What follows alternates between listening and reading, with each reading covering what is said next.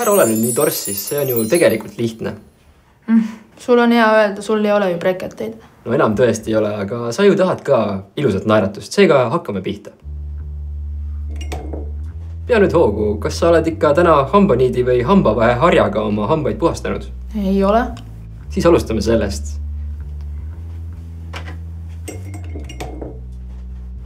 Sa võid vaheharja enne kasutamist natuke pastaga kokku teha. Okay.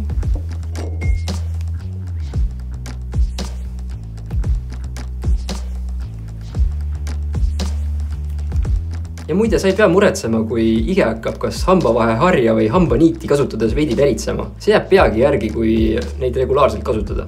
Aga kui ei jää, siis külasta kas hambaarsti või hügienisti. Aha.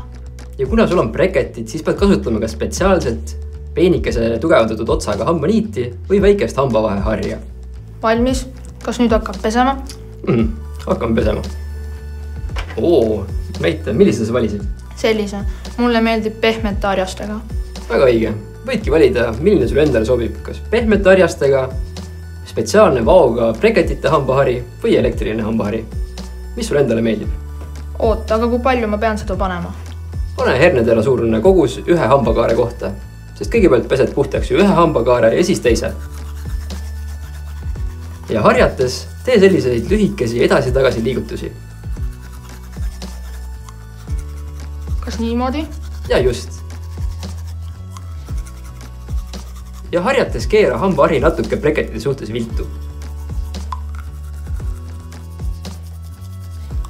Ja kui sa oled hambad ära pesnud, siis sülitab pasta välja, aga ära liigselt toputa, siis jääb natukene hambapastat sinu hambaid kaitsma.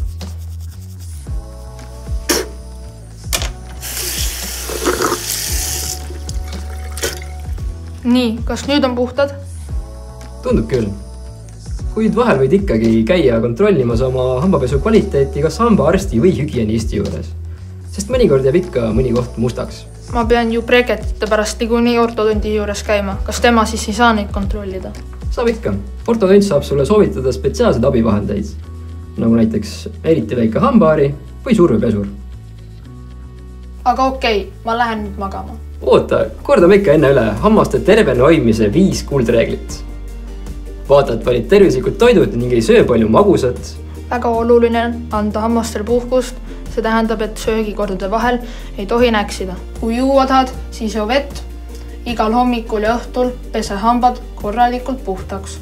Ja vaata, et tuled ikka kord aastas mulle ka külla.